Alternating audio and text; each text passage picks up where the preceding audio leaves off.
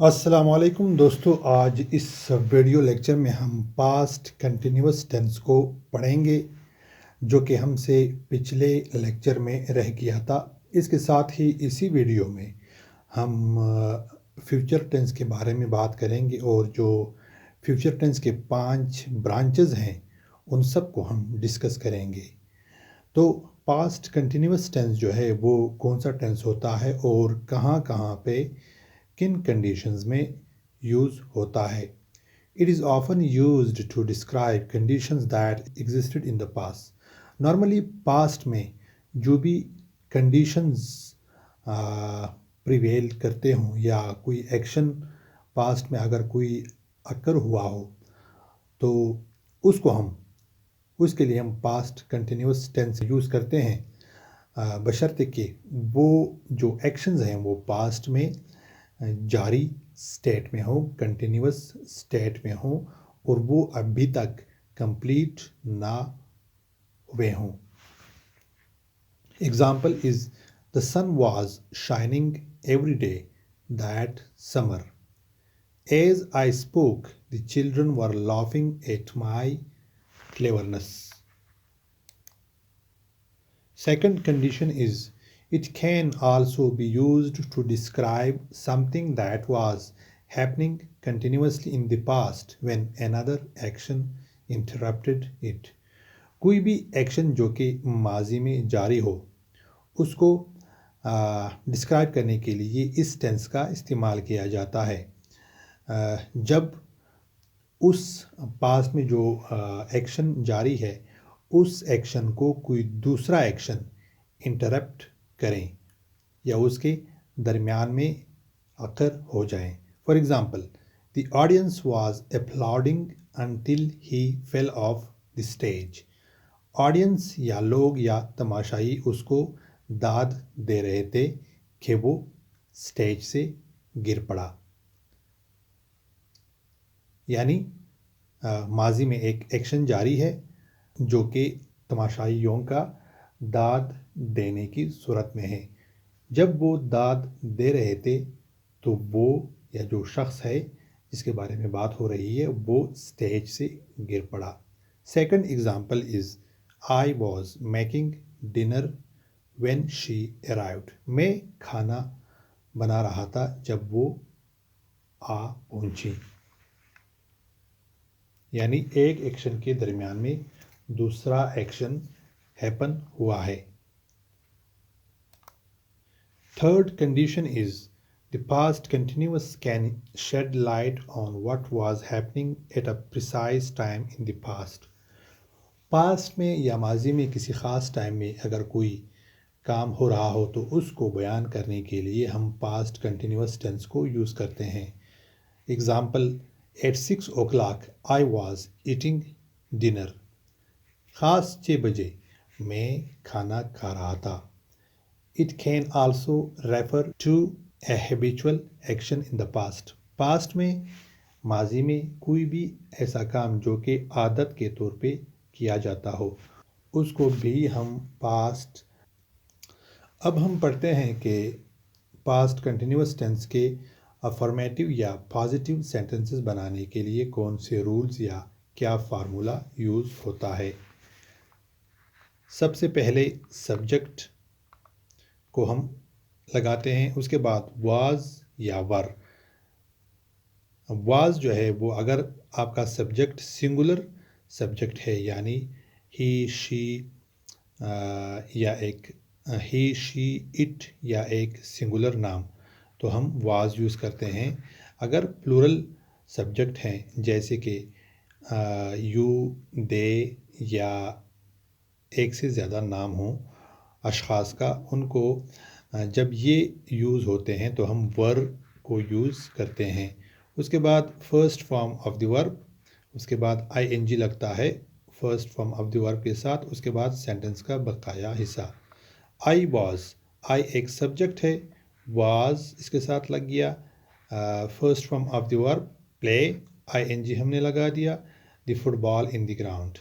Second example is she was, she subject है, was इसके साथ हमने लगा लिया, सिंग एक वर्ब है जिसके साथ हमने आईएनजी का इजाफा किया। She was singing a song in the party. इसके बाद subject plus was were. Subject होता है नेगेटिव सेंटेंसेस बनाने के लिए हम पहले सब्जेक्ट लगाते हैं, उसके बाद वाज वर लगाते हैं सब्जेक्ट के मुताबिक, उसके बाद नॉट लगता है, उसके बाद first form of the verb के साथ आईएनजी लगाया जाता है। You were not playing, you subject, were फार्मूले के मुताबिक, नॉट यहाँ से आया फार्मूले के मुताबिक, playing first form of the verb के साथ आईएनजी लगा। She was not singing a song in the party. She was not जो है was के बाद आता है, गलती से यहाँ पे मैंने लगाया है। She was not singing, she उसके बाद was उसके बाद singing, सॉरी नॉट इसके बाद लग जाएगा फार्मूले के तहत। उसके बाद sing जो है फर्स्ट फॉर्म है ऑफ द वर्ब, उसके साथ हम आईएनजी लगाएंगे, उसके बाद सेंटेंस का बकाया हिस्सा। इंटरोगेटिव सेंटेंसेस बनाने के लिए सबसे पहले हम वाज वर्ब को लगाते हैं, या अगर कोई क्वेश्चन वर्ड है जिस तरह हु, होम, विच, वो हम स्टार्ट में लगाते हैं। उसके बाद सब्जेक्ट होता है, उसके बाद first form of the verb लगाया जाता है।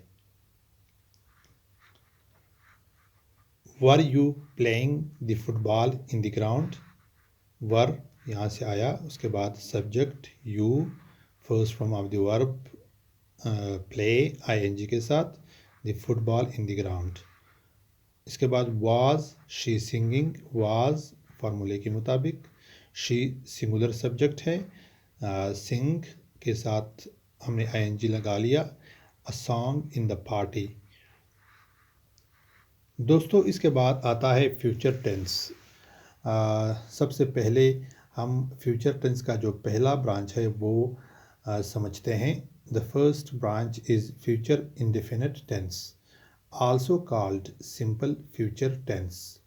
किन कंडीशंस में या वो कौन से सिचुएशंस होते हैं जब हम इंग्लिश बोलचाल में या इंग्लिश बोलने के दौरान इस टेंस को यूज़ करते हैं।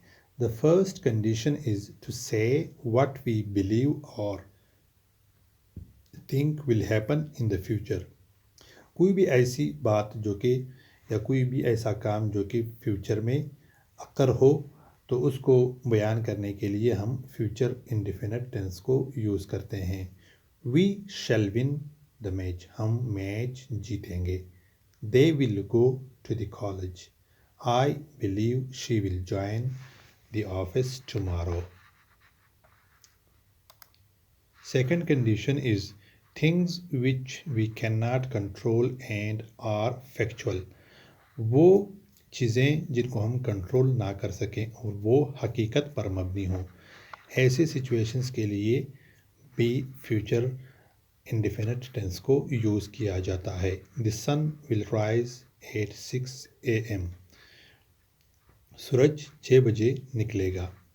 यानी ऐसे सिचुएशन जब हम एक यूनिवर्सल ट्रुथ को बयान करते हैं तो इसके लिए हम फ्यूचर इंडेफिनिट टेंस को यूज़ करते हैं।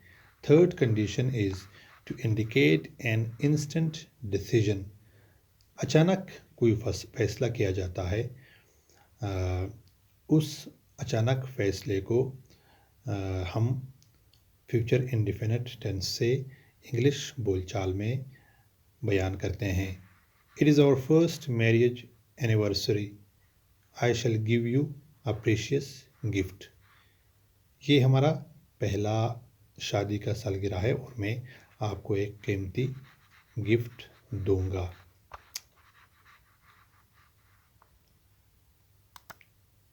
Rules for affirmative sentences. Positive sentences बनाने के लिए क्या रूल्स या क्या फार्मूला यूज़ होता है। सबसे पहले यू, ही, शी, इट, दे यानी सब्जेक्ट यूज़ होता है। Second and third person pronounce, second and third person के ये प्रोनाउंस है। उसके बाद विल, उसके बाद first form of the verb, या जो दूसरा ग्रुप है आई वी फर्स्ट पर्सन प्रोनाउंस हैं ये, उसके बाद प्लस शेल उसके बाद हम लगाते हैं हेल्पिंग वर्ब के तौर पे, उसके बाद first form of the verb और इसके बाद सेंटेंस का बकाया हिस्सा। Examples are he will sell his house, वो अपना हाउस घर बेचेगा इस फर्स्ट रूल के मुताबिक। He second and third person pronouns या सब्जेक्ट, उसके बाद विल यहाँ हमने इस फार्मूले के तहत लगा लिया, उसके बाद first form of the verb, उसके बाद सेंटेंस का बकाया हिस्सा। I shall purchase a new car, I इस फार्मूले के तहत, shall helping verb, first form of the verb, purchase a new car.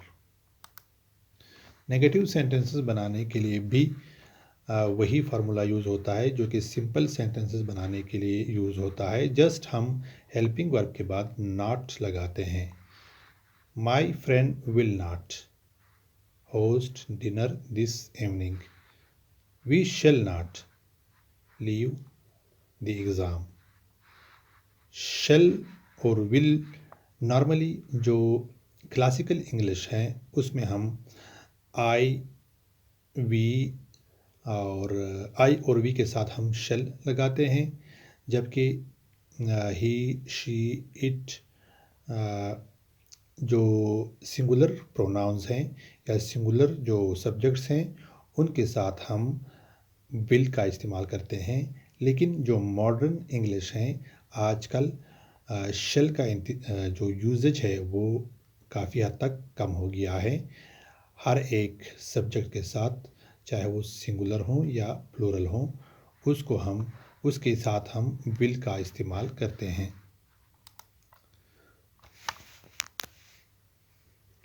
उसके बाद रूल्स फॉर नेगेटिव सेंटेंसेस,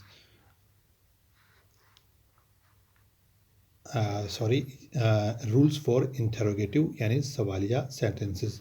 सवालिया सेंटेंसेस में अगर हम हेल्पिंग वर्ब को यूज़ करेंगे तो हम हेल्पिंग वर्ब को स्टार्ट में लगाएंगे, उसके बाद सब्जेक्ट आएगा, उसके बाद first form of the verb, उसके बाद question mark.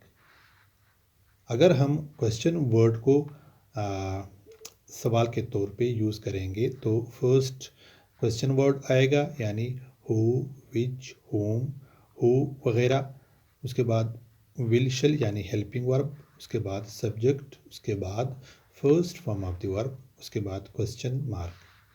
We shall not come in the party. We helping verb, she subject, not जो है इंटरोगेटिव नेगेटिव सेंटेंसेस जब आप बनाते हो तो उसमें नॉट लगता है।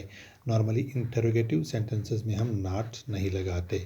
तो we shall come in the, will she come in the party, who will help him, why will your friend not come here.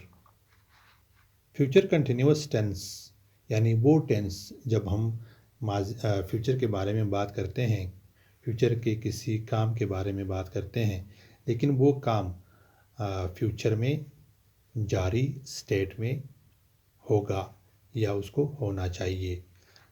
Conditions are to indicate an action that will be in the progress at a given point of time in the future. At this time tomorrow we shall be attending the party. कल इस वक्त हम party को attend कर रहे होंगे। We shall be visiting the zoo at this time tomorrow. कल हम इस वक्त जू को विजिट कर रहे होंगे। इसके बाद rules for affirmative sentences, positive sentences के रूल्स क्या हैं। सबसे पहले सब्जेक्ट लगता है यानी आई, वी, यू, ही, शी, दे। उसके बाद विल लगता है हेल्पिंग वर्ब के तौर पे, उसके बाद बी उसके साथ लग जाता है, उसके बाद first form of the verb के साथ आईएनजी का इजाफा होता है। इसी तरह अगर आई वी है तो शेल लग जाएगा, बी साथ लग जाएगा, उसके बाद first form of the verb के साथ आईएनजी का इजाफा हो जाएगा। Examples are next year my teacher will be going to China. I shall be teaching my students. Negative sentences बनाने के लिए हम क्या करते हैं?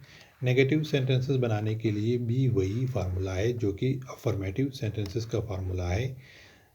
फ़र्क सिर्फ इतना है कि यहाँ पे हेल्पिंग वर्ब के बाद नॉट लगता है। जैसे कि they will not be studying in city college. Affirmative sentences हमारे पास था they will be studying in city college. Negative sentences इसका हो जाएगा विल के बाद नॉट लग जाएगा।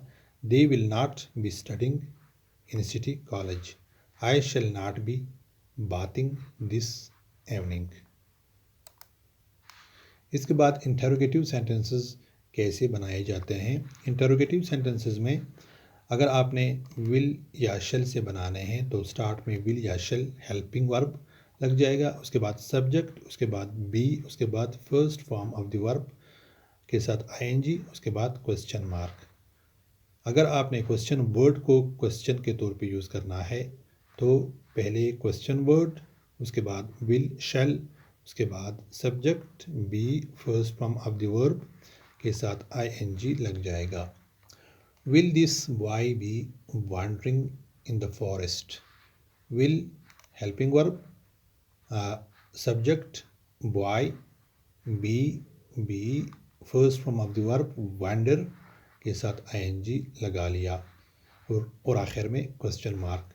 How long will they be travelling.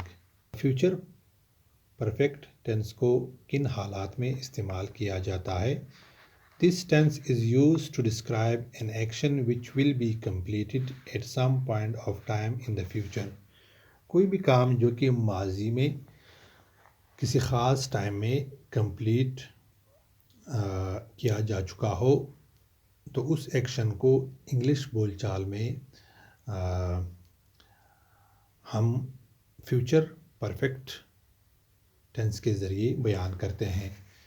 For example they will have reached home by now. वो इस वक्त तक घर पहुंच गए होंगे। I shall have finished this book this work by tomorrow. मैं कल इस वक्त तक या मैं कल तक इस किताब को ख़त्म कर चुका होऊंगा, इस काम को ख़त्म कर चुका होऊंगा। I shall have cooked the food by the evening. मैं रात तक खाना पका चुका होऊंगा। इसके बाद इस टेंस के जो अफर्मेटिव सेंटेंसेस बनाने के लिए रूल्स यूज़ होते हैं वो कुछ इस तरह है। ही शी यानी सब्जेक्ट, उसके बाद हेल्पिंग वर्ब, उसके बाद हैव, उसके बाद third form of the verb और सेंटेंस का बकाया हिस्सा। या आई वी अगर आपका सब्जेक्ट है तो आई वी, उसके बाद shall, have, third form of the verb. Examples are your examination will have been over by Tuesday. We shall have cooked the food by the evening. Negative sentences बनाने के लिए भी वही रूल्स हैं, वही फार्मूला है जो कि अफर्मेटिव सेंटेंसेस बनाने के लिए यूज़ होता है। डिफरेंस सिर्फ इतना है कि हेल्पिंग वर्ब के बाद यानी विल या शेल के बाद हम नॉट का इजाफा करते हैं, उसके बाद हैव, उसके बाद third form of the verb. Example is I shall not have written the letter by noon. मैं दोपहर तक लेटर नहीं लिख चुका हूँगा। Rules for interrogative sentences. Interrogative sentences बनाने के लिए अगर आपने विल या शेल यूज़ करना है तो स्टार्ट में ये लग जाएगा विल या शेल, उसके बाद हेल्पिंग वर्ब, उसके बाद third form of the verb. या अगर आपने क्वेश्चन वर्ड यूज़ करना है तो वो लग जाएगा, उसके बाद will shell subject have third form of the verb. याद रखिए यहाँ पे विल या शैल के बाद बी सब्जेक्ट लगता है, उसके बाद हैव, उसके बाद third form of the verb. Will he subject, उसके बाद not have gone before I reach. यहाँ पे नॉट लगा हुआ है, जैसे कि मैंने पहले भी आपको कहा कि नॉट हम इंटरोगेटिव नेगेटिव सेंटेंसेस में लगाते हैं। चूंकि हम यहाँ पे इंटरोगेटिव सेंटेंसेस पढ़ रहे हैं, इसलिए यहाँ पे नॉट की कोई ज़रूरत नहीं। Will he have gone before I reach, what will he have eaten before he sleeps। Future perfect continuous tense. This tense is used when it describes an action that will be in progress over a period of time that will end in the future।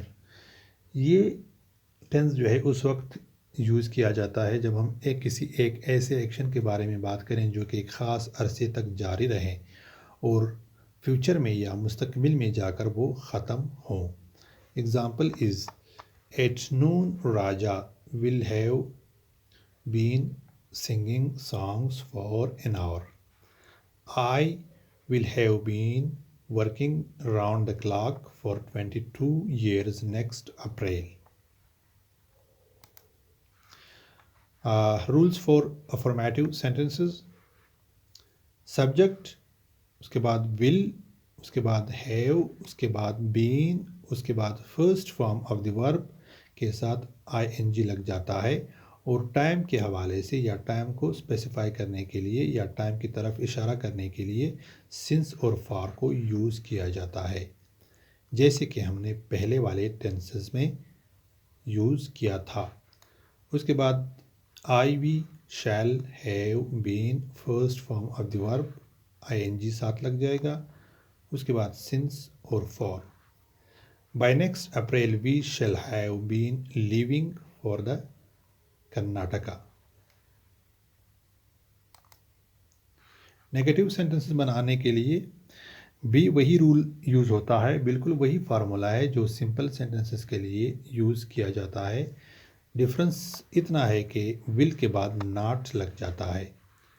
I shall not have been writing for half an hour. इसके बाद है rules for interrogative sentences.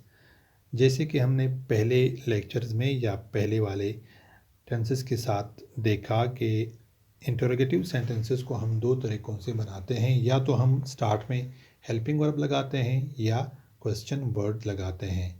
उसके बाद subject होता है, उसके बाद have, उसके बाद बीन, उसके बाद first form of the verb ing साथ लग जाता है, उसके बाद सिंस या फॉर।